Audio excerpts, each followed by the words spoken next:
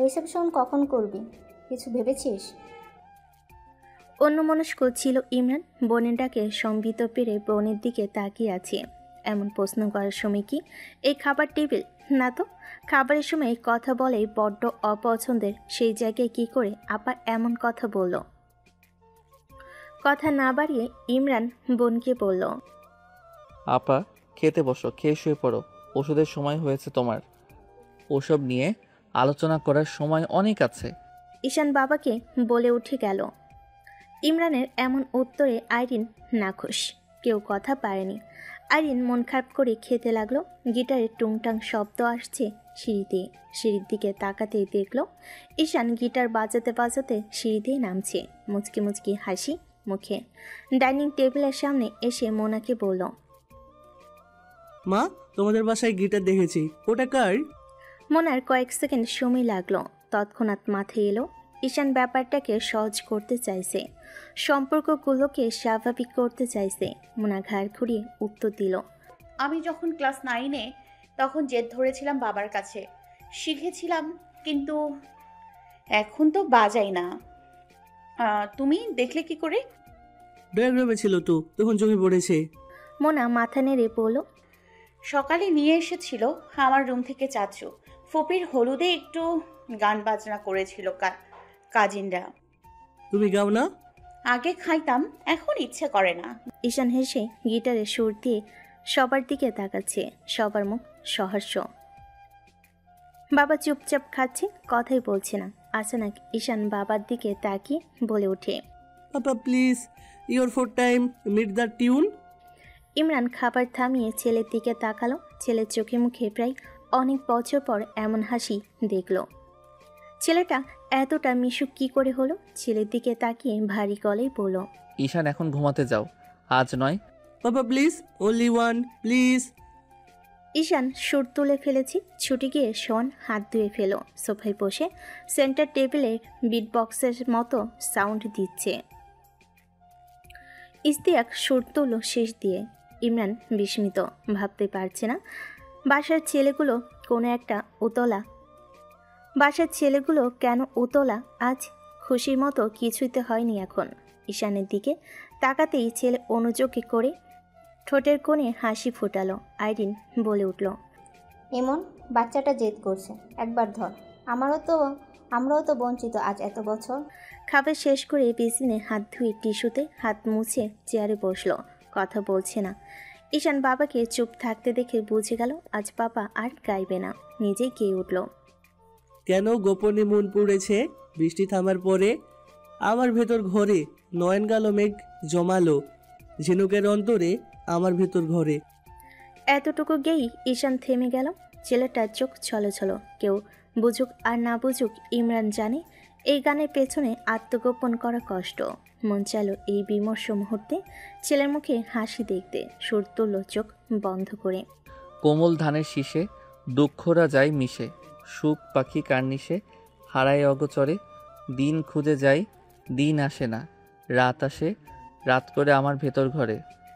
থেমে যায় ইমরান। এই গানটা বাবা ছেলে দুজনেরই বড্ড পছন্দের। রাতে যখন ঈশান কাঁদত কষ্ট পেয়ে, তখন ইমরান এই গান শোনাতো।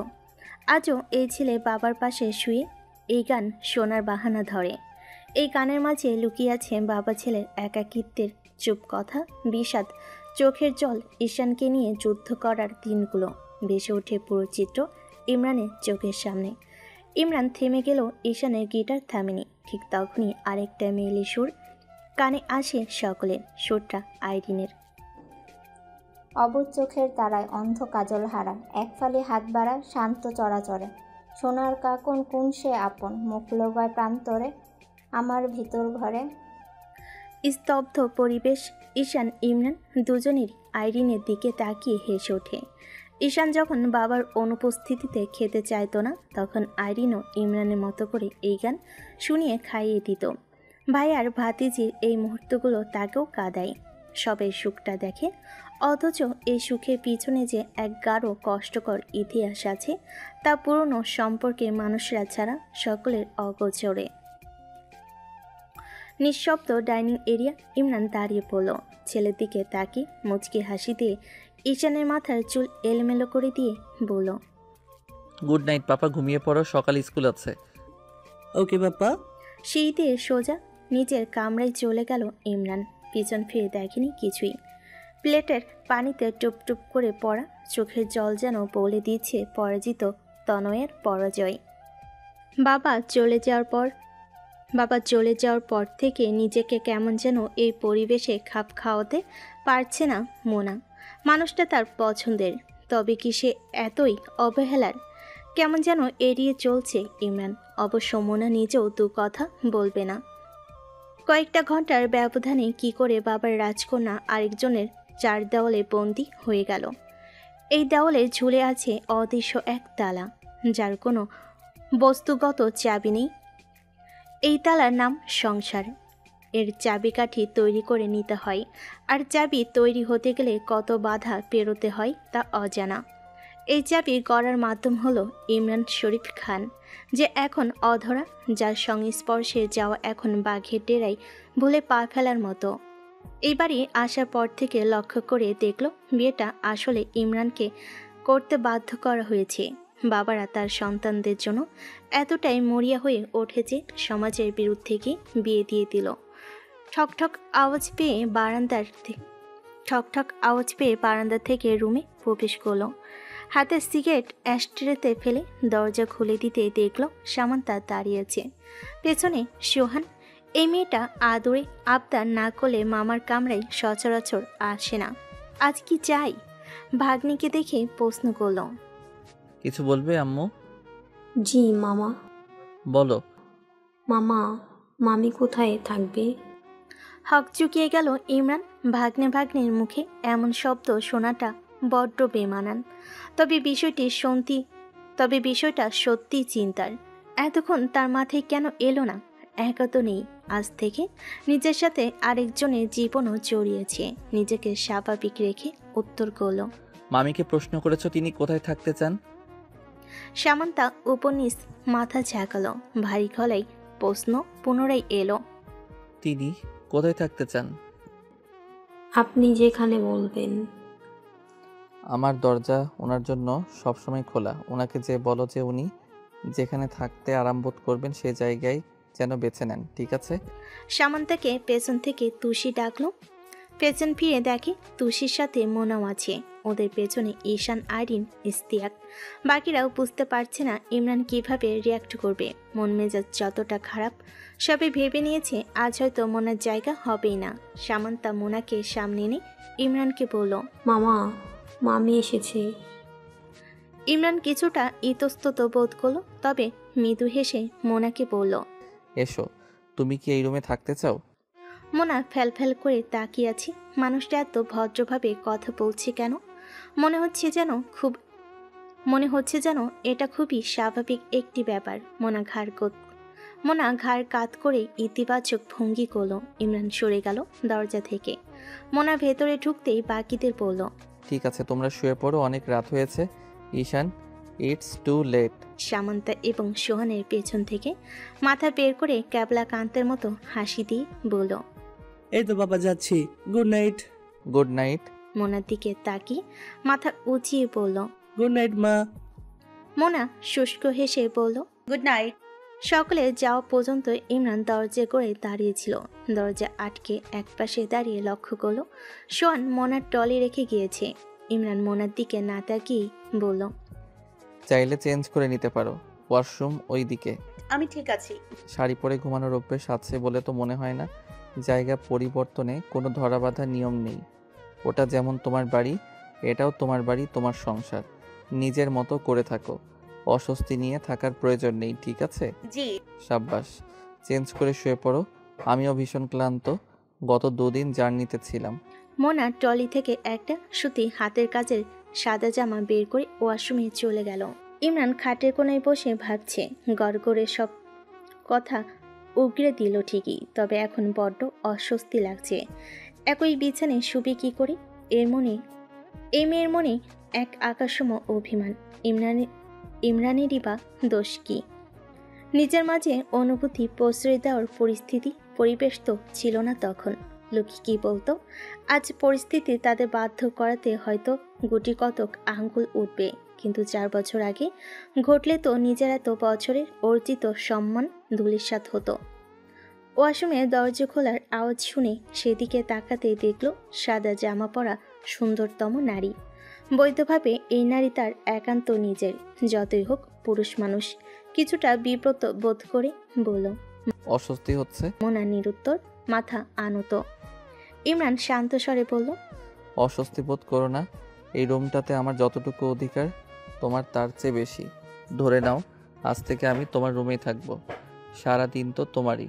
রাতে একটু আমাকে আশ্রয় দিলেই আমি কৃতজ্ঞ থাকবো। ভ্যাবাচাকা খেয়ে মোনা তাকিয়ে আছে। সবসময় দেখেছে রেগে কথা বলতে, নতুবা ভারী গলায় তোলপাড় করতে। এত শান্ত ভদ্রতার সহিত কিভাবে কথা বলছে, নাকি মনে সরাসরি মানুষটাকে পেয়ে অহেতুক কারণে মুগ্ধতা খুঁজে পাচ্ছে। মোনাকে নীরব দেখে ইমরান পুনরায় বলল, খাট বেশ বড়, একসাথে ঘুমোতে কি অসুবিধা হবে? মোনার হার্টবিট বেড়ে গিয়েছে। ইমরান নিজেও বিচলিত এমন প্রশ্ন করে, বুঝতে পারছে না নিজেদের মধ্যে সহজবোধ্যতা কি করে নিয়ে আসবে। মোনা দুপাশে মাথা নাড়িয়ে বলল, জি না। তবে শুয়ে পড়ো, চিন্তার কারণ নেই। আমি জানি আমি পুরুষ, আমি এ কথাও মানি তুমি আমার স্ত্রী। অসম্মান অবশ্যই করব না। নিশ্চিন্তে শুয়ে পড়ো। নিচে ঘুমানোর অভ্যেস নেই, নতুবা শুয়ে পড়তাম। আর রুমে ডিভান নেই যে বিকল্প ব্যবস্থা করব। সোফার লেন্থ দেখেছো? আমার অর্ধেক। আমিও নিরুপায়। খুব বেশি অসুবিধা হবে কি? আমার সমস্যা নেই, আপনি শুয়ে পড়ুন, আমিও ঘুমাবো। Very good. ইমরান উঠে আলমারি থেকে আরেকটা কম্পিউটার নামাতে গেলে মোনা বাধা দিয়ে বলল, আরেকটা কেন? তোমার লাগবে না? একটাতে হবে না আমাদের? থমকে গেল ইমরান। কিছুটা ভেবে মাথা ঝাঁকিয়ে বলল। হুম। ইমরান এক পাশে টান টান করে শুয়ে পড়ল। মোনা অপর পাশে শুয়ে থেকে অন্যের বিপরীতে মুখ ঘোরালো। মোনা অপর পাশে শুয়ে একে অন্যের মুখ ঘোরালো। এভাবে কি ঘুম হয়? ক্লান্তি দুজনের চোখে মুখে। ইমরানের ঘুম প্রায় চলে এসেছে। তৎক্ষণাৎ মোনার ফোন বেজে উঠল উচ্চ শব্দে। হাঁক চুকিয়ে গেল ঘুমের ঘরে। ইমরান বলে উঠল, মোনালিসা, ফোনটা সাইলেন্ট করবে? ইমরান কথাটা ঘুমের ঘরে বলল। নিজের নামটা শুনি বুকে শীতল বাতাস বইল। ফোন হাতে নিতে নাম দেখে ধরপড় করে বুক কাঁপছে। কাঁপা কাঁপা গলায় বলে উঠল, ইমরান সাহেব। আধো আধো ঘুম চোখে ইমরান পাশ ফিরল। ল্যাম্পশেডের আলোতে মোনার চোখে আতঙ্ক লক্ষ্য করে উঠে বসল। ফোন কেটে গেল। কিছুটা এগিয়ে এসে জিজ্ঞেস করল, কোনো সমস্যা? পুনরায় ফোন বেজে উঠল। মোনা ফোন এগিয়ে দিল। ইমরান নিজেও চমকে গেল। রুমের দেওয়ালে আটকানো মেটালের টিকটিক করা দেওয়াল ঘড়ির দিকে তাকাতে দেখল প্রায় রাত 1টা। মোনাকে রিসিভ করতে বলল। ও পাশ থেকে নারী স্বর ভেসে এলো, মনিয়া, মা কেমন আছিস? কম্পিত গলায় বলল। ফুপি ভালো আছি। মোনা আতঙ্কে কাঁপছে। মোনার কাঁধে হাত দিল ইমরান। কাছে টেনে চোখ দিয়ে আশ্বাস দিল কথা বলতে। সাহস পেয়ে বলল, ফুপি এত রাতে ঘুমাওনি তুমি? তোকে রেখে কি করে ঘুমাই? চলে আয়, তুই আমার কাছে থাকিস না, তুই ওই বাসায়। আমি জানি তোর বাবা তোকে জোর করে বিয়ে দিয়েছে ইমরান ভাইয়ের সাথে, যাতে আমি ওনাকে বিয়ে করতে না পারি, তাই না রে? ফুপি এসব কথা কাল বলি, আমার শরীর খারাপ লাগছে। কেন রে? তুই কোথায় ঘুমাচ্ছিস? ওনার রুমে? তোকে ছুঁয়েছে? তোদের মাঝে কিছু কি হয়েছে? বিস্মিত দুজন ইতস্তত বোধ করল ইমরান। লজ্জায় মোনার মাথা নত। ইমরান ফোনটা হাত থেকে নিয়ে মায়াকে ধমকে বলল, মায়া, ঘড়ি দেখেছো? অলরেডি রাত 1টা। এত রাতে ভাস্তিকে ফোন দিয়ে তার বেডরুমের স্বামীর খবর নেওয়া কি ধরনের অসভ্যতা? ইমরান ভাই, ও ইমরান ভাই, কেমন আছেন আপনি? মনিয়া তো কচি বাচ্চা। ইমরান ভাই, ও সংসারের কি বুঝে? শোনেন না, কালকে এসে ওকে রেখে যান এই বাসায়। আমি আজকে শ্বশুর বাড়ি যাইনি, ডিভোর্স দিয়ে দিব ওই লোকটাকে। আমাকে বিয়ে করে নেবেন কাল। যাতে মাতাল হলেও তালে ঠিকই আছো। আমি ভীষণ লজ্জিত বোধ করছি। সম্পর্কে তুমি আমার ফুপু শাশুড়ি, কোথায় কি বলতে হয় সেই জ্ঞানটুকু আদৌ হলো না। ঘুমাও। এলোমেলো মাথা ঠিক হবে। আমি আমার স্ত্রী নিয়ে যথেষ্ট ভালো আছি, ইনশাল্লাহ সুখে থাকবো। নতুন বিয়ে হয়েছে তোমার, অকল্যাণকর কথা বলবে না, সংসারটা সুন্দরভাবে করো। রাখছি, আল্লাহ হাফেজ। ফোন কেটে ইমরান মোনার ফোন সুইচ অফ করে দিল। মোনার দিকে তাকিয়ে গম্ভীর স্বরে বলল, আমার অনুমতি ছাড়া কয়েকদিন ফোন অন করবে না। বাবার সাথে কথা বলতে মন চাইলে আমাকে জানাবে, ঠিক আছে? মোনা ঘাড় কাত করলো।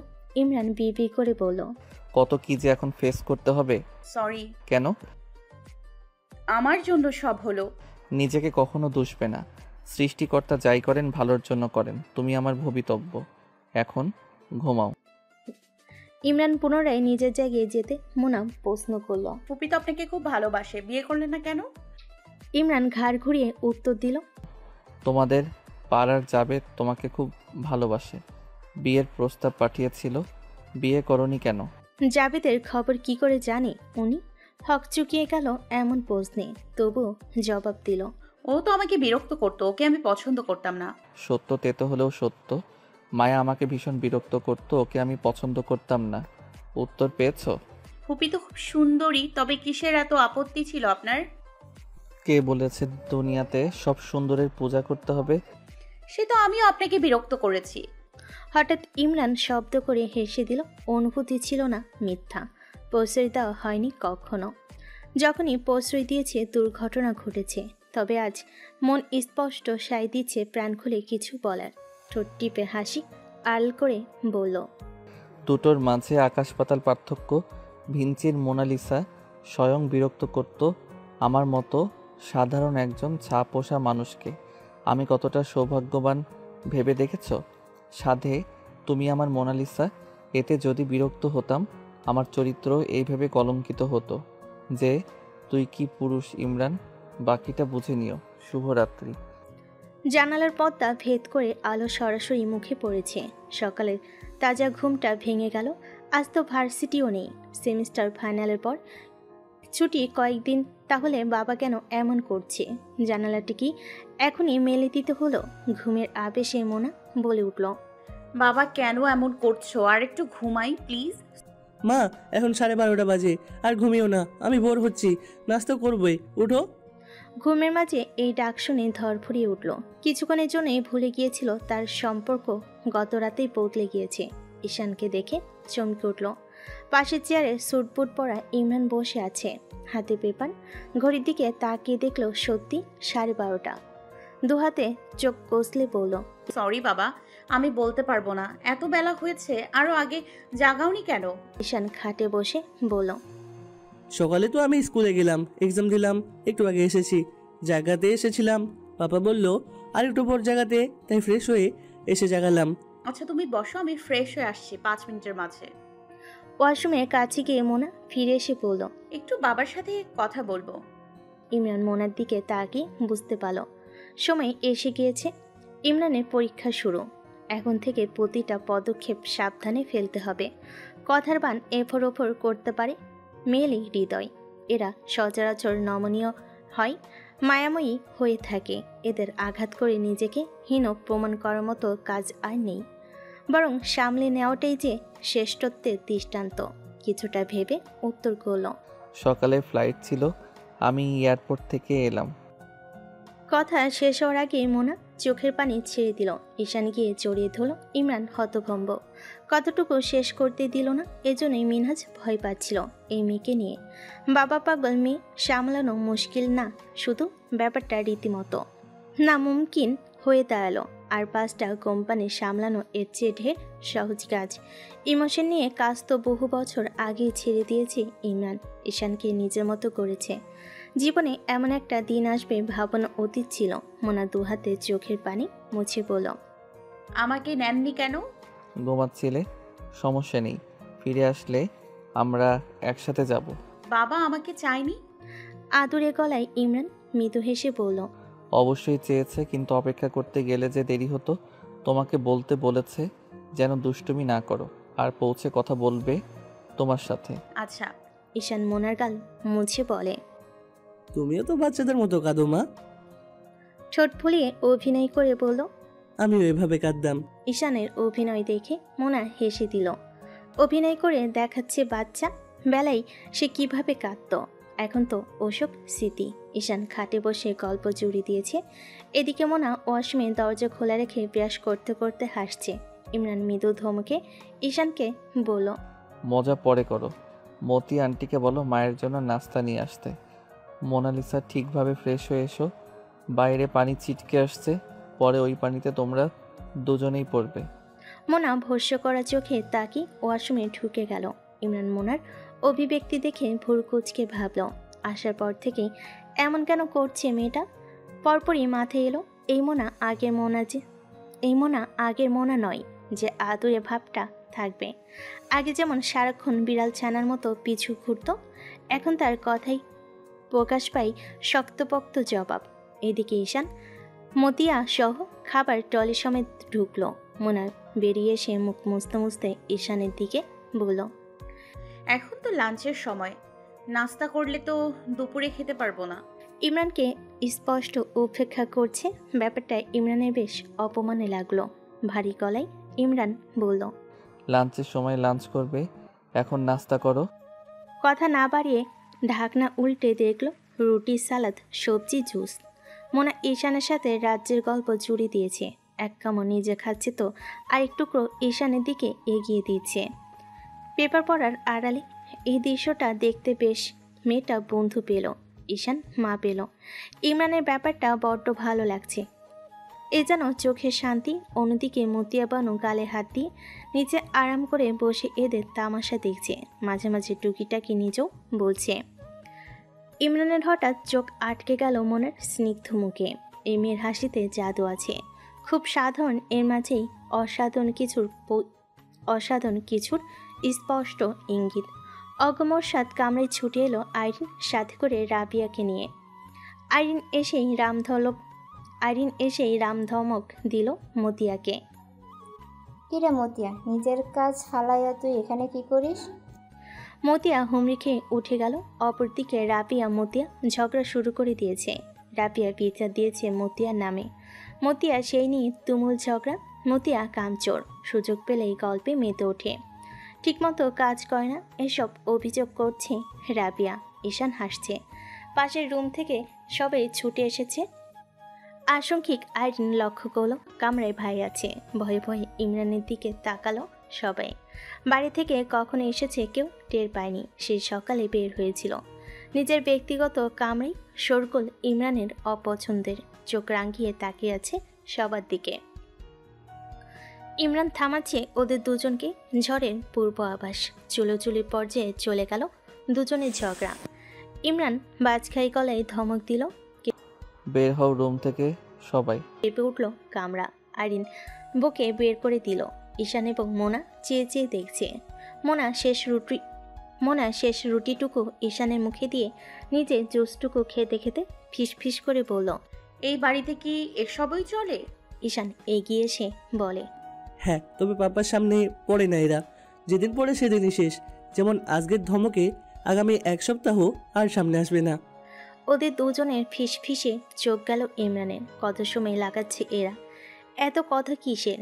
মেজাজ চটে আসে। বাড়িটা সার্কাসে পরিণত করেছে সবাই। এতটুকু নাস্তা করতে এত সময় লাগে? ধমক শুনে মোনা বিষম খেয়ে গেল। জুসটুকু গিলতেও পারল না। ঈশান বাবার দিকে তাকিয়ে বাবাকে বলল, পাপ্পা মায়ের সাথেও এমন করবে? হাতে পেপার ফেলে ছুটে এসে মোনাকে ধরল। নাকে মুখে বিষম খেয়ে মেয়েটা কাশছে। মোনার মাথায় আলতোভাবে চাপা দিতে দিতে বলল, আস্তে, স্বাভাবিক হও। টিস্যু দিয়ে মোনার নাক চেপে ধরল। একটু স্বাভাবিক হতে মুখ মুছে দিয়ে পানি এগিয়ে দিল। হালকা স্বরে বলল, এজন্য খাওয়ার সময় কথা বলা আমার অপছন্দের। মোনা কটমটে স্বরে বলল, এত জোরে কথা বলেন কেন? স্বাভাবিক স্বরে বলা যায় না? ঈশান লজ্জা পেয়ে গেল। মা এভাবে বাবাকে ধমকালো। ঈশানের দিকে তাকিয়ে মোনা নিজেকে স্বাভাবিক করে ইমরানকে পুনরায় বলল, সরি, আমি এভাবে বলতে চাইনি। সামনে থেকে মোনা উঠে চলে গেল। ভীষণ লজ্জা পেল ইমরান নিজেও। নিজের মাঝে নিয়ন্ত্রণ এনে ঈশানকে বলল, ঈশান মাকে বাড়ি ঘুরিয়ে দেখাও, চেষ্টা করো যেন মন ভালো করতে পারো তার। আচ্ছা পাপা, তুমি কি বের হবে? হ্যাঁ পাপা, একটু কাজ আছে। এয়ারপোর্ট থেকে সরাসরি বাড়ি আসার এটাই একমাত্র কারণ ছিল মোনাকে মিনহাজের যাওয়ার খবর দেওয়া। বাড়ি থেকে অন্য কিছু শোনার আগে ঘরের ব্যাপারই ঘরে সামলে নিয়েছে। এখন মোনাকে অন্য কিছু বোঝালো মেয়েটা মন খারাপ করবে না, তবে যা ব্যবহার দেখাচ্ছে ইমরানের হজম হচ্ছে না। তবু নিজেকে মানাচ্ছে এই বলে সব দোষ তার। কষ্ট যেহেতু দিয়েছে কষ্ট পেতেই হবে। মোনার কাছে সব এখনও অজানা, থাকুক কিছু অগোচরে। মান্থলি মিটিং আজ। টিউলিপের সকল ক্রিয়েটিভ ডিজাইনারদের নিয়ে অংশগ্রহণ বাধ্যতামূলক। লাঞ্চের পর সবাই অপেক্ষা করছে চেয়ারম্যান স্যার এবং এমডি স্যারেদের জন্য। কনফারেন্স রুমে ঠিক 4টায় সকলে সমবেত হয়েছে। ইমরান এবং নয়ন প্রবেশ করতেই সকলে দাঁড়িয়ে পড়ল অপেক্ষা মিনহাজের জন্য। নয়ন জানিয়ে দিল মিনহাজ দেশে নেই, অফিসের কাজে দেশের বাইরে গিয়েছে। ইমরান এবং নয়ন দুজনই আজ শূন্যতা বোধ করছে। পুরোটা মিটিং আজ ম্যানেজার সাহেব এবং নয়ন সামলে নিল। এত সময় ইমরান চুপচাপ ছিল। কিছু তথ্য নিয়ে নয়ন নিজেও গোলমাল পাকিয়ে ফেলেছে। আজকের আলোচনার বিষয়টা সম্পূর্ণ নতুন। এই বিষয়ে নয়নের জ্ঞানের পরিধি স্বল্প। এতদিন অনেক প্রোডাক্ট নিয়ে কাজ করেছে, অনেক ধরনের ফেব্রিক্স নিয়ে কাজ করেছে, তবে জিআই পণ্য নিয়ে এই প্রথম টিউলিপ কাজ করবে। এজন্য এই পণ্য নিয়ে কাজ করার আগ্রহ গত কয়েক বছর ধরে ইমরানের মাথায় চেপে বসেছে। এত তো কাজ করেছে, কিন্তু এমন অদ্ভুত দেশীয় চিন্তা মাথায় আসাতে প্রথম দিন মিনহাজও ভীষণ অবাক হয়েছিল। মিনহাজকে অবাক করে দিয়ে নতুন তথ্য দিল ইমরান। সে কথা শুনে এয়ারপোর্টে আজ মিনহাজ খুশিতে চোখের জল ফেলে বলেছিল, আমি ভুল করিনি, ঠিক হাতেই আমার কন্যা তুলে দিয়েছি। মেয়ে আমার ভালো থাকবে ইনশাআল্লাহ। ভাবনা থেকে বেরিয়ে ইমরান দাঁড়িয়ে সকলকে বলল, টিউলিপ অনেক পণ্য নিয়ে কাজ করেছে, এই প্রথম জিআই নিয়ে কাজ করবে। আপনাদের আজ এখানে ডাকার প্রধান উদ্দেশ্য হলো আগামী 1 সপ্তাহ সবাই ফিল্ড ভিজিটে যাবেন। তার দায়িত্ব কোম্পানি নেবে। সিলেক্টেড প্লেস হচ্ছে নারায়ণগঞ্জের রূপগঞ্জ উপজেলা। তাঁত পল্লীগুলো ঘুরে ঘুরে জামদানির উপর সব ধরনের তথ্য বের করে নিয়ে আসবেন। ছোট্ট একটা প্রোডাকশন হাউস আমাদের ফ্যাক্টরিতে করব, তবে আমাদের সম্পূর্ণ পণ্য সংগ্রহ হবে রূপগঞ্জ থেকে। ওখানকার ভৌগোলিক পরিবেশ এখানে পাওয়া যাবে না। এক একটি পণ্য হবে ইউনিক, ডিজাইন দিবেন আপনারা। তানায় সুতোর টান তুলবে আমাদের তাঁত শিল্পীরা, যাদের আমরা তাঁতি বলি। এদের এক একটি কাজ তুলে ধরা আমার অন্যতম উদ্দেশ্য। যাদের মাথা থেকে যত সূক্ষ্ম নিখুঁত ডিজাইন বের হবে, যার জামদানির ডিজাইন দেশ ছেড়ে বিদেশে সমাদৃত হবে, তার পদোন্নতি সে অনুযায়ী হবে। ক্লিয়ার? এতক্ষণ সবাই ব্যাপারটাতে বিরক্তি প্রকাশ করলেও এখন বেশ মজা পেয়েছে। এমন ইন্টারেস্টিং কাজ এর আগে কখনোই করা হয়নি। এই ব্যাপারটি সবাইকে গোপন রাখতে বলা হয়েছে। তিহান এবং সাদাব চুপচাপ শুনছে। তিয়ান মনমরা হয়ে বলল, স্যার, আমরা তো শাড়ির কিছু বুঝি না। ইমরান কলম ঘোরাতে ঘোরাতে বলল, জামদানি যে কেবল শাড়ি হয় তা কে বলল? পাঞ্জাবির জন্য ডিজাইন করবেন, ফতুয়ার জন্য করবেন, শেরওয়ানিতে করবেন, কোটি ক্যাজুয়াল শার্টে করবেন। Keep your brain engaged and think higher. মেয়েরা শাড়ি, গয়না, জুতা, ব্যাগ আরও যা যা আছে সব কিছুতে বুদ্ধি কাজে লাগান। তিয়ান সহ অন্য ছেলেদের চোখ চকচক করে উঠল। এই ব্যাপারটা নয়নের মাথায় তো এলো না। নয়ন টেবিলে থাবা দিয়ে উত্তেজিত হয়ে বলল, It's amazing. Okay, everyone, let's ready for tomorrow. Okay sir. Tamanna প্রশ্ন করলো, স্যার আমাদের কি নিউ ব্র্যান্ড নেম হবে? ইমরান উত্তর দিল, অবশ্যই। নয়ন নিজেও উৎসুক। এই নাম আজ সকালে মিনহাজকে এয়ারপোর্টে বলেছিল।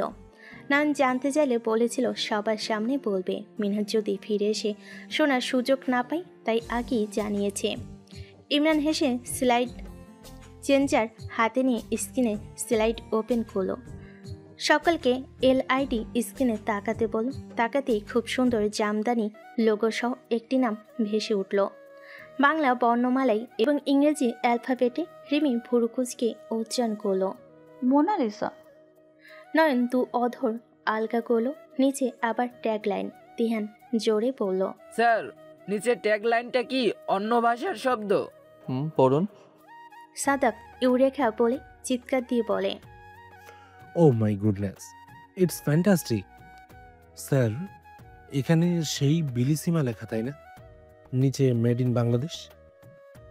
ইমরান খানিকটা হেসে সাদাফের দিকে তাকালো। সাদাফ উচ্ছ্বাস নিয়ে বলল,